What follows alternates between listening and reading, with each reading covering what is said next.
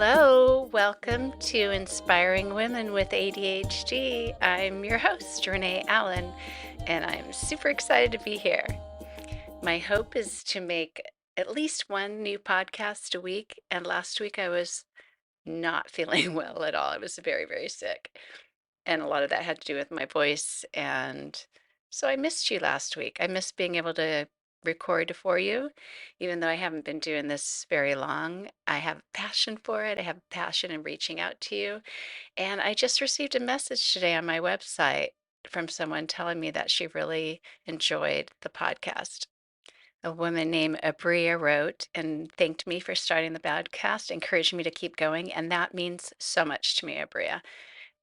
I just love that someone has found the podcast and that I'm connecting with you. So thank you for reaching out to me. And the funny thing is my website's, I'm still working on it. So it's still not even ready, but it is published. It is out there. And I worked on it a lot last week actually because I wasn't feeling well. That gave me something to do when I was, laying low and everything, but it's not quite all ready. So there's some parts there that may not be complete or may look a little funky, but I'm just glad that you found me there. That means that I am available and that you can be in touch with me and I can be in touch with you. So thanks so much. Today, I want to talk to you about setting up a system, setting yourself up for success. And this doesn't have to be anything great or grand. It is just something that makes your day flow easier because if you have to think of every little step that you have to take to do something, you probably won't do it. But if it's something that you've done before or you have a pattern set for doing it, let's say it's just taking a shower. You know where your towel is, you know where your shampoo is, you know where your razor is, you know how to turn on the shower. So to take a shower probably isn't that overwhelming for you to do. It's something that you can do pretty much mindlessly. And you think, yeah, sure, I'll go take a shower. But something else that you haven't done before, or if you're behind on the laundry and you can't find a towel, or you're out of shampoo, or, all of these kinds of things, that's just a simple example. But you can see how that can get messed up where you can't take the shower because you're out of shampoo or well, you could obviously, I take shortcuts in life. I could take a shower without shampoo, but anything like that, you don't have a towel, you don't have these things, it makes it harder to do. And so all the things that we do in life set ourselves up for success. So we're at the store, we're mindful of how much shampoo we have at home. We're mindful of do we have a towel in the bathroom? Maybe we're not. Maybe that's your dysfunction that's happening in your house right now and you don't have a towel when you go in your bathroom. I've been to homes like that. That does happen. And so there are ways to set yourself up for success, whether it's buying more towels. So if you don't do laundry as often, you have another one you could grab. Or it's doing your laundry on a certain day of the week or washing towels, a certain day of the week or something like that. Those kinds of things set yourself up for success. Sorry, I tripped over my word there. I'm kind of a one take person. I edit here and there, but for the most part, I need to just keep going or I may never get this out. But just try to think of something in your life. Let's start with the morning. And if you were to set yourself up for success, what do you want to do when you wake up in the morning? I didn't used to be a morning workout person. I used to think I didn't like working out first thing in the morning. I liked it better later in the day. But at some point in my life, I'd have read a book or something that told me why it was so important to work out in the morning. I believed it. So I started working out in the morning. And I found a way to set myself up for success because if I didn't do this, a lot of things would cause me to be distracted and I wouldn't get my workout in. So some of those things that I did was find a water bottle the night before.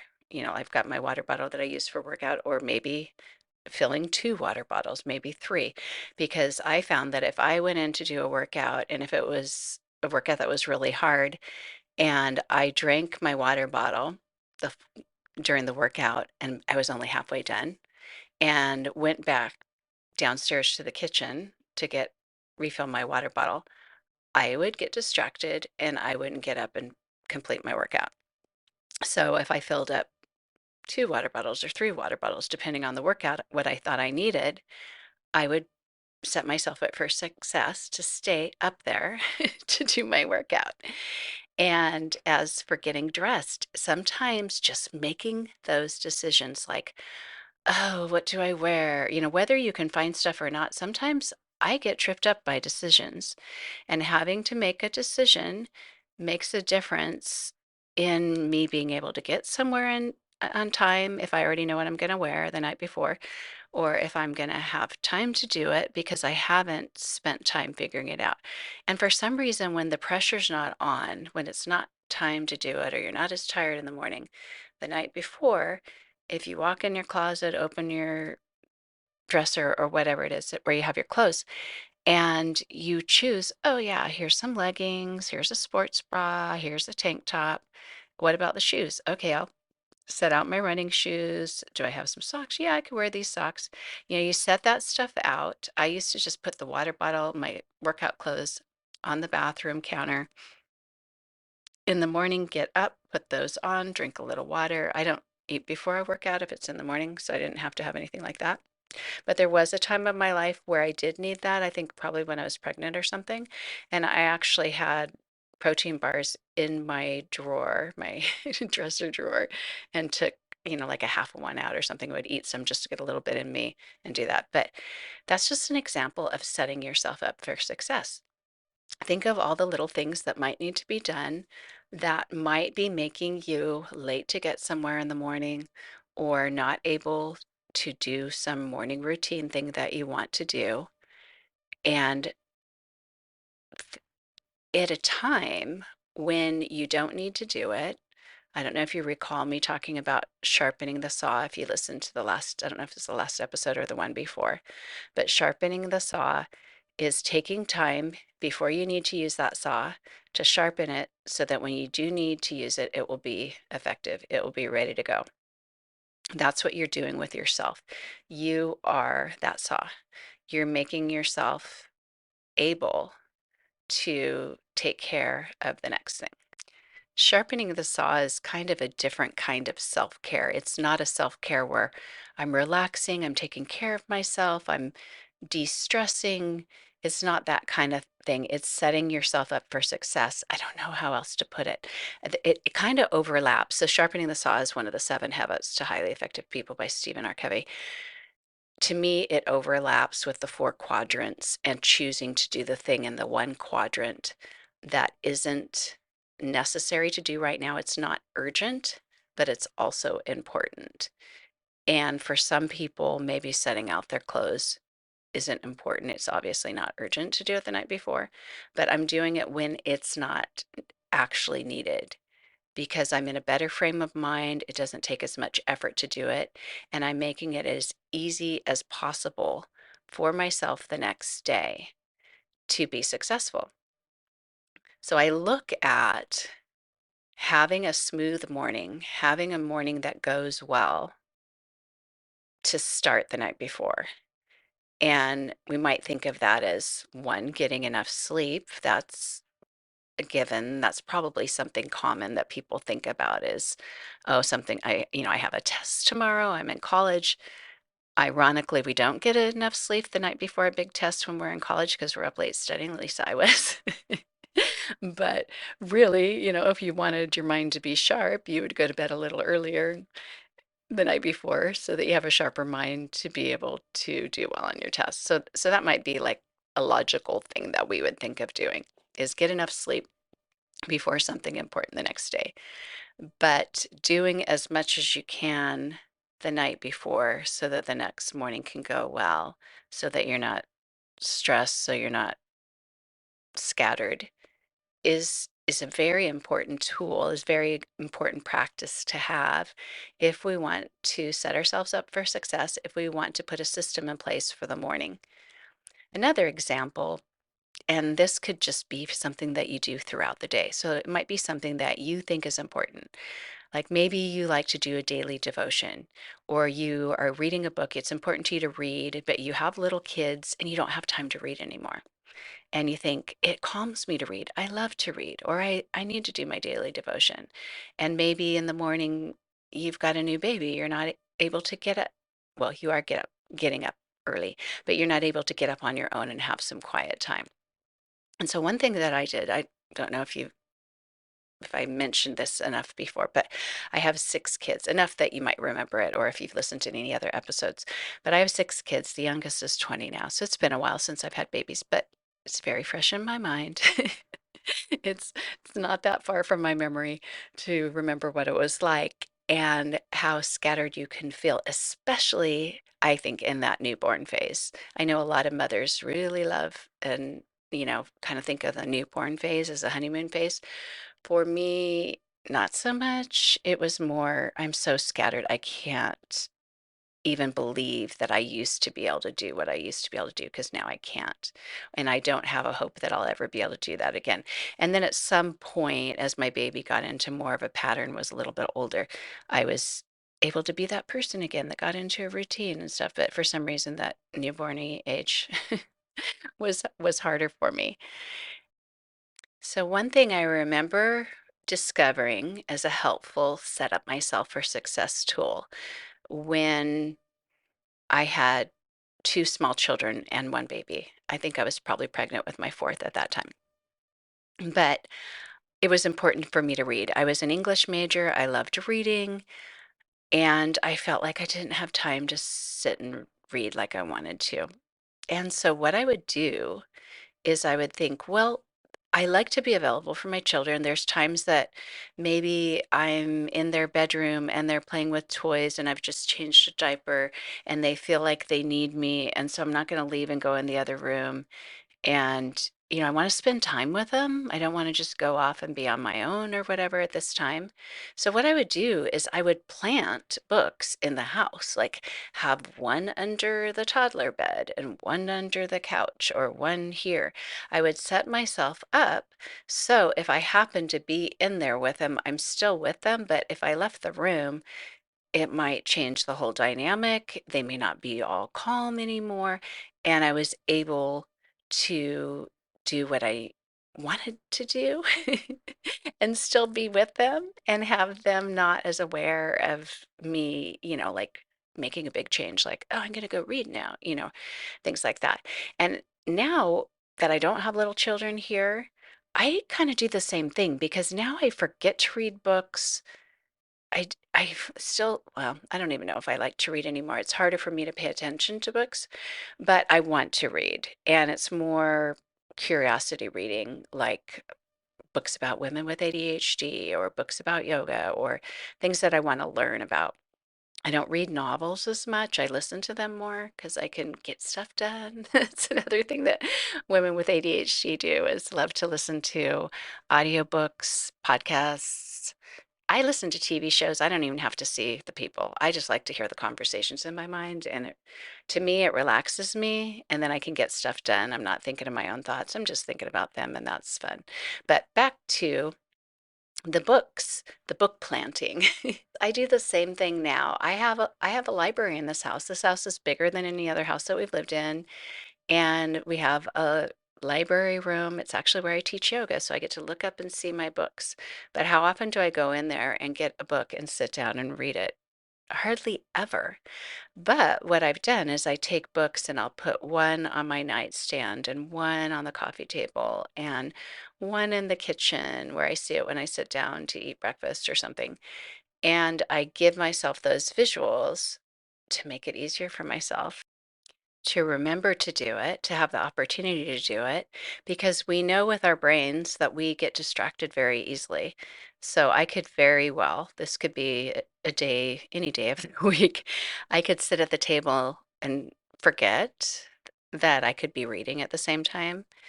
I could think, oh, I want to read that book, stand up and go get it. And half hour later, come into the kitchen and think, who put a bagel in the toaster? And not even remember that it was me that was gonna, eat and wait for the bagel to come out. And anyway, so that's very typical for me. But we're setting ourselves up for success for things that we might normally forget, things that we could be doing more easily, that we could incorporate into our lives. Another way that I like to set myself up, and I don't know if this is for success, but I would say this is more setting up to simplify because I don't like things that have a lot of steps. It's not that I'm not able to learn the steps, it's not that I'm not able to do them, but it just makes it more taxing. It doesn't make it as simple. My brain needs simple when I'm going through the motions.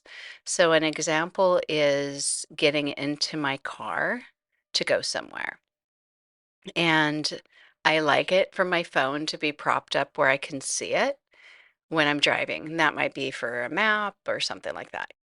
I also like to have my phone charging while I drive because I do teach yoga multiple times a week. I need my phone to have battery power, and sometimes it doesn't. If I forget to charge it during the day, I've used it a lot or something like that. So if it's charging while I drive, I know it's not draining battery, and I know that it might be a little better off when I get somewhere. Another thing that I like to do in the car is wear sunglasses. My eyes don't hurt as much to drive if I have polarized sunglasses. I have prescription glasses too. I wear those more at night. But if I've got those sunglasses, my eyes don't get tired. I'm not tired when I get somewhere. So I like to have sunglasses. I'm trying to think if there's anything else I like. Oh, a drink like ice water or something like that. That would be nice having one with me and a snack and whatever bag I need to bring somewhere with, whether it's a small one, a bigger one. I have my wallet. I have driven lots of places without my wallet before, even though guess technically that's not legal, but there have been times I've forgotten. So there's necessity things, and then there's like, that's nice to have that things for when I get in the car. When I still had little ones, I like to have at least a couple diapers and some wipes in the car. Those were kind of my necessities. If I have that now, I would say maybe some Kleenex, some tissues would be nice. Usually a jacket. I don't like being cold. I know I'm sounding high maintenance, but we used to live where it was foggy and cool a lot during the year, even in the summer. And at night, every time the sun went down, it got cold. So, and I get cold easily. So even now that I live somewhere much warmer, I like to have a coat or a blanket in the car because you never know. Well, and especially when it's hot outside, air conditioning is so high in stores. I'm usually cold in the store. So I set myself up in the car because on the way out to the car, if I had to remember every time I went out, oh, bring a jacket just because you're going to the store, or bring sunglasses. Don't forget, which actually I do try to tell myself that. But if I have a pair of car sunglasses that are already in there, if I've already got that jacket, if I've got some Kleenex or paper towels or something and need that for something, that's nice. I'm not, like, I do spill sometimes. That's nice to have that. And having a place to prop up my phone, having a charger. So, oh, and having the seat in the way that I like it. Do you have a certain way that you like your car seat? If you are the only one who drives your car, you have no issue with this. For me, anything that isn't that comfortable mode, it makes it harder for me to drive. I don't know how else to say it. So when my husband or my son drive my car, I get in it and I think, oh my gosh, I have to adjust this. And my car's not new enough that I can magically make it come back. It does have a setting where I can set, this is my setting. I've set that before, but it doesn't always work. And then sometimes the charger's missing, or when I used to have babies, sometimes my husband would clean out the car and he would throw the diaper in the trash, like thinking it was older or something. I don't know. But I think, don't do that. That's my system, so I'd have to let him know, like, keep those in there, don't throw those away. And with my sunglasses, it's almost a foolproof system to have one pair always in the car, but there are times that I'm wearing them and I forget, and so I wear them into the house, and then I don't have them when I go back out. And I don't know about you, I didn't realize it was an ADHD thing. I knew it was a me thing, but I didn't know it was an ADHD thing until I learned more about it and was diagnosed and all. But I think that we tend to make multiple trips back in the house after we've said bye to people in the house.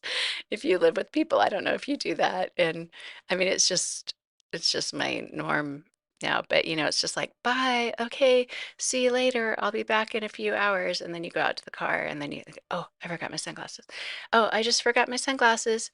And then you go back out to the car and then you're like, oh, I left the keys inside when I got my sunglasses or whatever, like it's just that multiple back and forth, or, and then you realize you're actually wearing your sunglasses when you thought that you didn't have them, all that kind of stuff.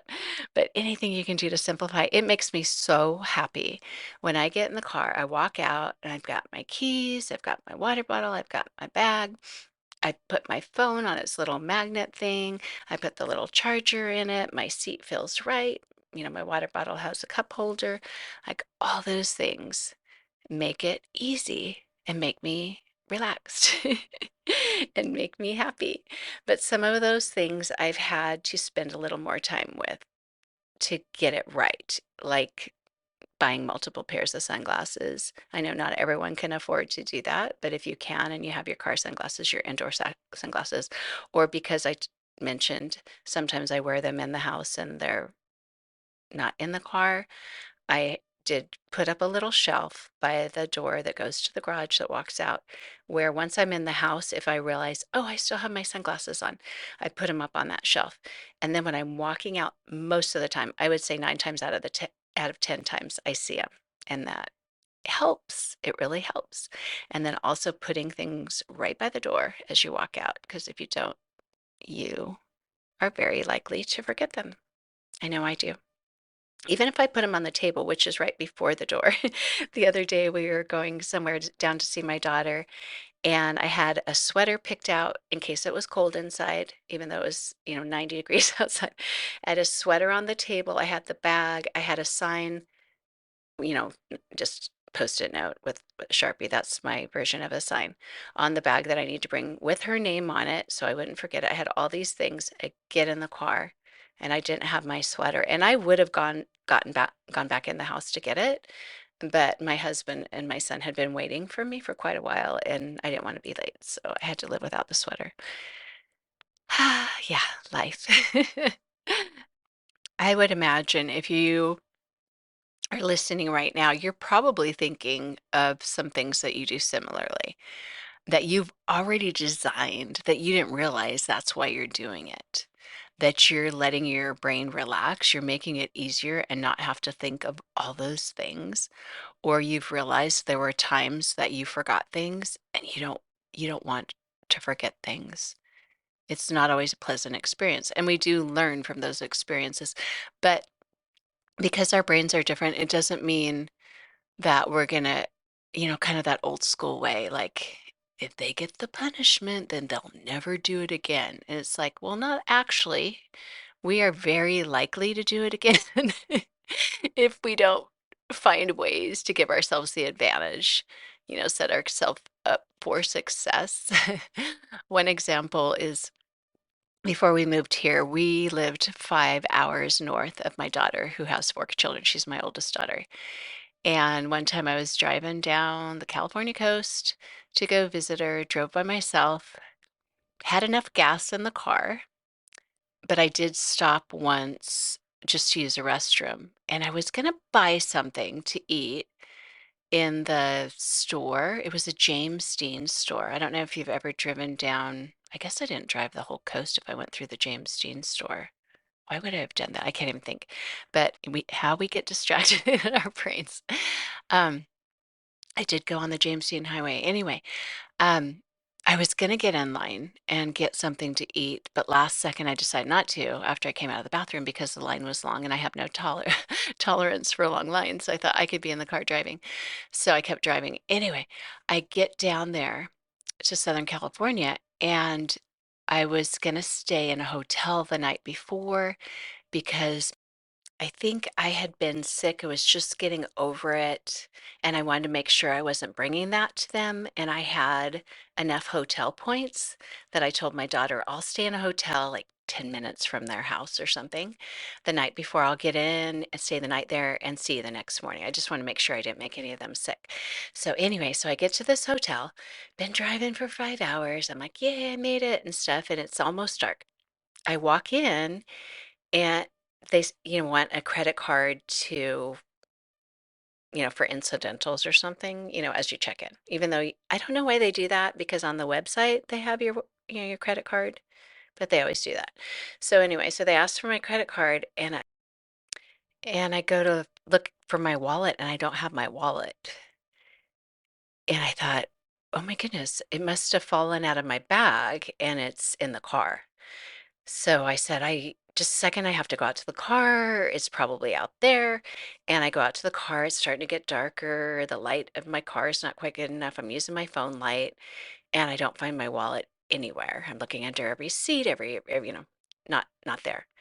So I come back in and I said, I don't have my wallet. I don't know what happened to it. If I lost it, I stopped on the way here and can I still check into the hotel? And they said, well, if you have your confirmation number, you can check in. So I looked on my phone, I had my confirmation number. They let me check in, and they must have said, yeah, you can use, the credit card that's on file. And so I go up to my room and I had my laptop with me and I panicked because one of my recurring nightmares is walking away from my purse and my wallet is visible and thinking, I'll just be gone for a second. So it could be like at the beach and my bag's there on the blanket or something. And I think I'll be just gone for a second, or I'm at a picnic. It's usually somewhere outside or something. And I come back and I look, and either my wallet's not there or I open my wallet and all of my cards are gone. And I think, oh no, it's like it's like a stolen credit card, nightmare. I don't know why I have those, but what that's supposed to symbolize, but that's one of my recurring nightmares. So I thought, oh no, is this what happened? So I thought about it. I thought, okay, you stopped at the James Dean store. I also stopped at a rest stop that was partway, just one of those roadside rest stops. And so I thought it's possible that it came out of my bag at either of those places. So I called the James Dean store and they said they didn't find anything. And the other place I couldn't call. And I looked up every one of my credit card accounts and there were no stolen credit cards. So I thought, well, that's good. And, no weird charges or anything like that. And I called home and my wallet was on the kitchen counter. Somehow I don't know why I would have taken it out of my bag, but maybe I was switching bags. I don't know. But I drove 5 hours away without a wallet, without a driver's license. And my husband said, just before you go home, he gave me a good idea. He said, just go to the gas station, I asked my daughter to go with me, and she used her credit card to fill up my car. I Venmoed her, and we were good. So for sure, there will be times that we do things that other people would think, really? Like you drove 5 hours without your wallet? But I will say that these things don't happen as often. And when they do, I find a new strategy. I try to find a way, like I one thing, I have a wallet that's more visible. It's red. It's it's a red quilted Vera Bradley wallet because I can see it easier. I can check for it easier in my purse.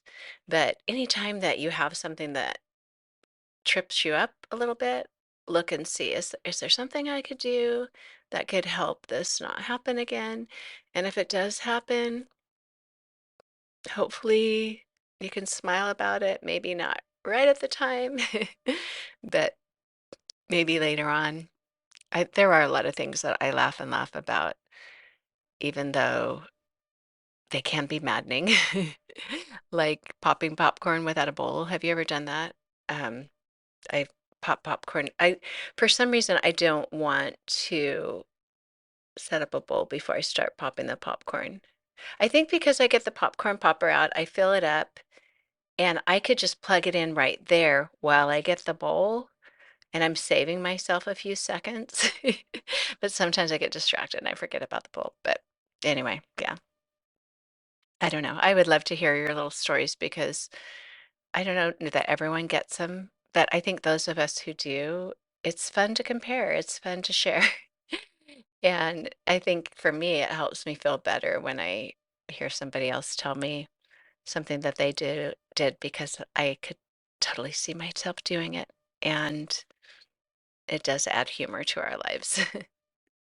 If you can think of some process in each day that doesn't flow well, and you feel like you're kind of bumbling too many steps, too many things getting in the way of your brain processing well. And I think that might be part of it with me getting in the car when I'm seated back and it hurts in my back, or I don't have my phone propped up where I can see it when I've got the maps on, or, any of those things.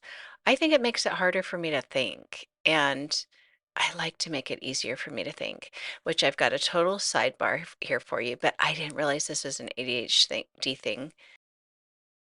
And I am going to take you back in time a little bit to the COVID time, the 2020 time. Which, if that isn't pleasant for you, you could just end this early. This podcast, I'm winding it down. But I know not everybody wants to be reminded of times that were harder, and I think that was a harder time. At least I don't like reliving it, but I have to relive this part because I felt so alone and misunderstood. And honestly, I don't know anybody who's told me they could relate to this, but I'm positive now it's an ADHD thing. And I didn't know I had ADHD then. So, back at that time when everyone was wearing masks, I started going a little bit crazy. And I've never had anxiety before, but I was going crazy in my mind. And when I wore a mask out in public, when I went to a store, so many things were disrupting, so I talked about, simplifying it in my mind, then my brain can work more properly. And a lot of things were disrupting the ability for my brain to work well. One of them was I couldn't hear the person very well because their voice was muffled. They had their mask on. So this is like, let's say I'm just going to the grocery store. Their voice is muffled. I can't see their lips. I don't hear very well. I'm pretty much deaf in one ear. So when that happened, 1999, it made it so I realized I need to see someone's mouth if they're not talking very loud, or I won't know what they're saying. I'll miss most of it. So I couldn't see their mouth. I couldn't hear them very well. They couldn't hear me very well. So I felt like I was being muffled in a way in my ability to communicate, and I need to be able to communicate. And then also, not only the voice thing, but the facial recognition thing. So I like to interact with people when I'm out in public. I like to say something to the person when I'm walking down an aisle. Oh, yeah, you need help getting that soup or something like that. Or, oh, I love that kind of cereal. I don't know. I know not everybody's like that, but I like to interact with people and like to have a conversation, even if it's short, with the checker or whatever person is that they still call them checkers at the grocery store? The person who works at the counter. Anyway, found it to be very frustrating. So that's the first part. But the second part is anytime I had to do something that took coordination while I was wearing the mask, it could even be going from parking lot up to the curb, up to the sidewalk. Walking was not as easy. Finding a credit card, so it's time to pay, it was like, I don't know how to do this. I don't know how to open my purse and find my wallet and grab this without keys falling on the ground. Or I'm walking out of the store, I need to grab my keys. That's one of my things that I do to set myself up for my success is I like to know where my keys are before I leave the store. I like to have them in my hand. And then I also set myself up for success by having, those little wrist stretchy things that little girls sometimes they have them on their wrists and then they wear them in their hair, which I don't think they make very good hair bands, but they make excellent keychain ring things because you can put it around your wrist and you don't lose your keys as easily.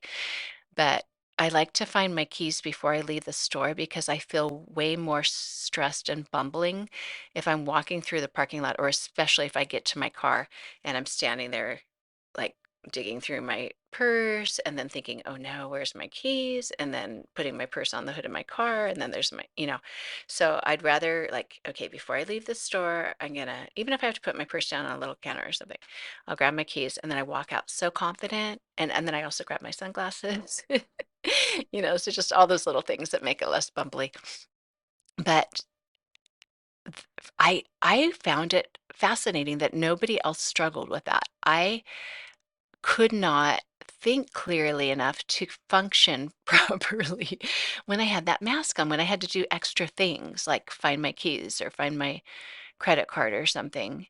And then when they started opening things up and you could go places with groups of people like church or a school graduation or something like that, but sit a million miles apart every other row, but I had to be listening. I couldn't pay attention. Uh, Part of it was I felt the pressure of that thing on my nose, of the mask. I did all kinds of things. I don't know, I did things like I found that there was somebody on Etsy that sold masks that had little holes in it, kind of like jersey material, like you think of a basketball jersey. I bought some like that looked like a flower so you couldn't tell it had holes in it so I could breathe better, but I still felt the pressure on my nose. All those things distracted me. And I don't know if anybody else in the world thought to do this, but I used to play in a bell choir at Christmas time where I used to live, where you ring those bells. And we had to wear masks that were matching. We had to just wear black paper masks because we were supposed to wear black. And so we couldn't wear our own personal masks. I couldn't wear my mask that had the holes in it. And I thought, I'm not going to be able to breathe. And I'm also asthmatic, so there's a lot of things going on. And I'm not usually this high maintenance, but I swear the masks just got in the way of everything functioning for me brain wise. And I thought, I don't want to have to wear that black mask. And so I realized, the paper masks, not the N95s, but just the paper ones with the folds, they have little folds in them. So I experimented with a white one at home, and I cut slits along the line of the fold all the way across the mask. So they basically had two big air holes. And I know for anybody who's just like, that's not responsible, you could have made somebody else sick, or you could, I get that, but I'm just telling you what I did. And I honestly have no guilt about it. So, but I did that, and then I looked in the mirror and you couldn't see because it was folded. You couldn't tell. And I actually showed a friend. I brought the scissors with me when we got the masks, and I showed her, and I made one for her too, so we could breathe. But I was talking to my daughter about it, and I said, I've never had anxiety in my life before, but I have mask anxiety. I have problems wearing the masks. It interrupts with my brain, and then my heart beats faster, and I can't do things, and I'm not aware of this, or I'm too aware of that. And and I thought, I wonder if any information will come out about this later on, if anybody else will talk about it, and nobody ever has. So it might just be me, but maybe it was you too. I don't know if you live somewhere like California where they just kept having you wear masks forever and ever. So I really just altered my patterns in life. I just didn't go to the grocery store anymore. I did grocery pickup. I watched church from home on Zoom. I just yeah, I couldn't do that very well. I went to Disneyland. I took it off while I was on the ride, even though you're not supposed to. So, anyway, apologies if that's something that you see as horrible, but I was just trying to cope. I think we all were just trying to cope. Hee-haw, huh, what a joyful time. I'm so grateful we're past that. And here I am. I'm getting toward the end of the podcast, and I'm so grateful you're here. I hope that you've thought of something maybe that you could relate to. Like, yeah, I've done that before. I've set myself up for success, and that was a good thing because now I can do this easier. It didn't used to be so streamlined.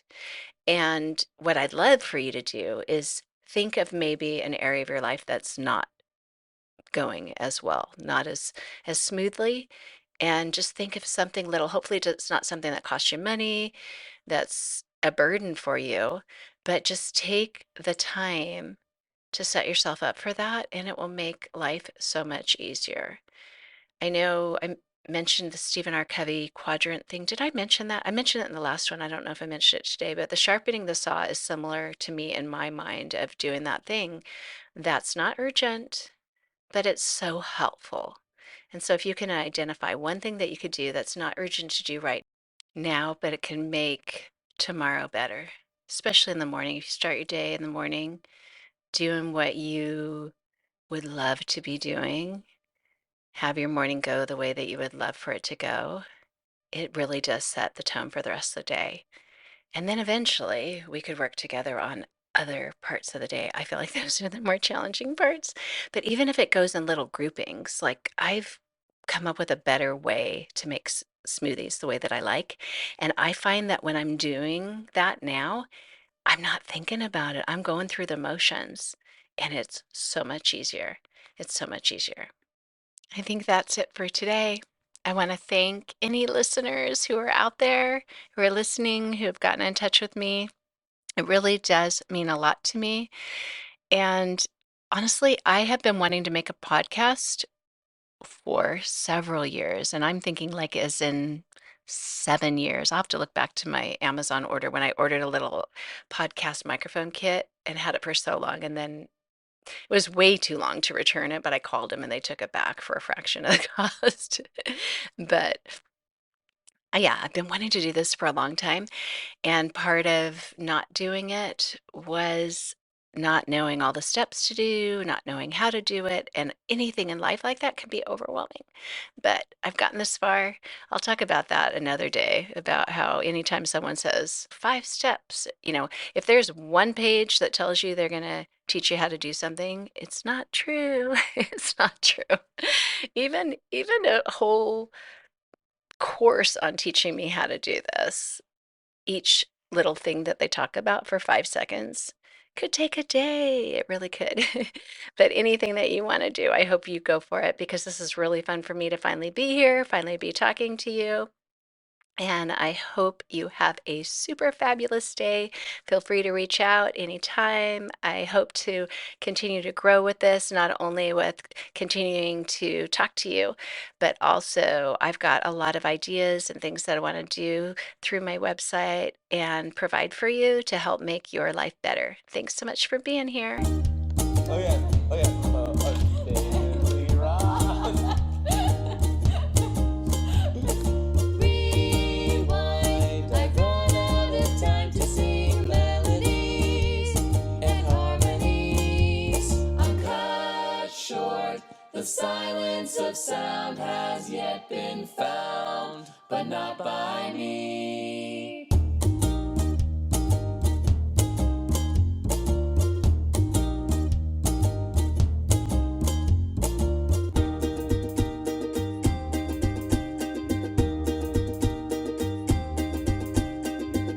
I buttered my toast, spread on some grape jelly. I don't mean to boast, but I'm a chef and a good one. My grandma can't hear me. The breakfast is done. And I'm getting colder, ever older, so I run. Open windows, broken shadows. Frozen dreams are left for tomorrow. Without a cause. No time for a pause.